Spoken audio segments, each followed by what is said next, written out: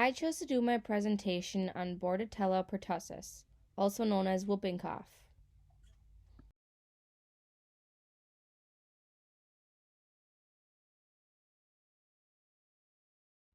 The bacteria Bordetella pertussis causes pertussis, which is an acute infection disease.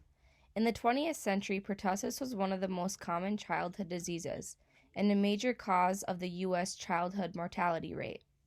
Before the availability of the pertussis vaccine in the 1940s, public health care experts reported 200,000 cases of pertussis annually. Since the widespread of the vaccine began, incidences have decreased more than 75% compared to the pre-vaccine era.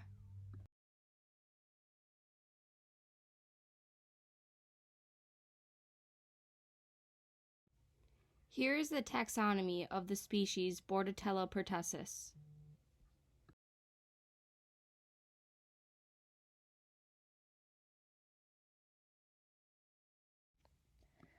Pertussis is a primarily toxin-mediated disease. The bacteria attach to the cilia of the respiratory epithelial cells. Then they produce toxins that paralyze the cilia and cause inflammation to the respiratory tract, which eventually interferes with the clearing of the pulmonary secretions. Recently, scientists thought that B. pertussis did not invade the tissues. However, recent studies suggest that the bacteria are present in alveolar macrophages.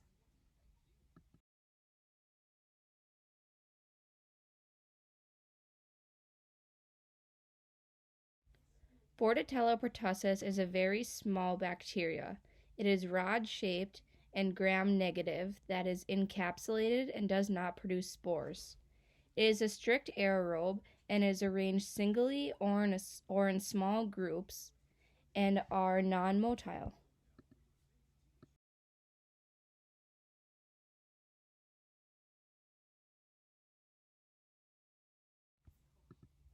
Physicians commonly use several types of laboratory tests to diagnose Bordetella pertussis.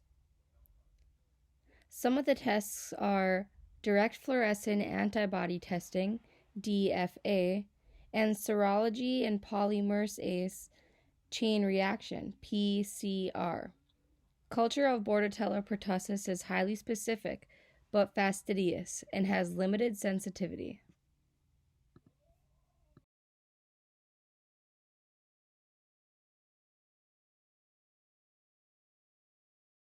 Pertussis bacteria die off naturally after 3 weeks of coughing. If antibiotics are not started within that time, they are no longer recommended. Antibiotics can also be given to people within close contacts of the person infected to lessen their symptoms to come. Treatment with erythromycin, which is usually considered the antibiotic of choice, will eliminate the viable B. pertussis organisms from the respiratory tract within a few days.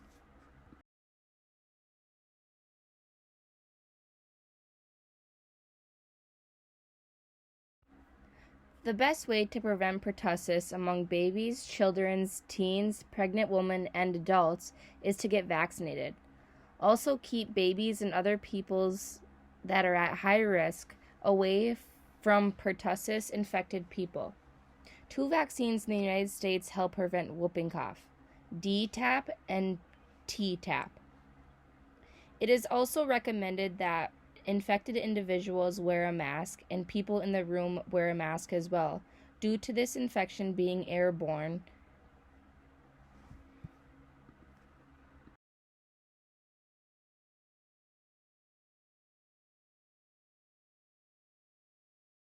And here are my resources. Thank you all for listening. Have a great summer.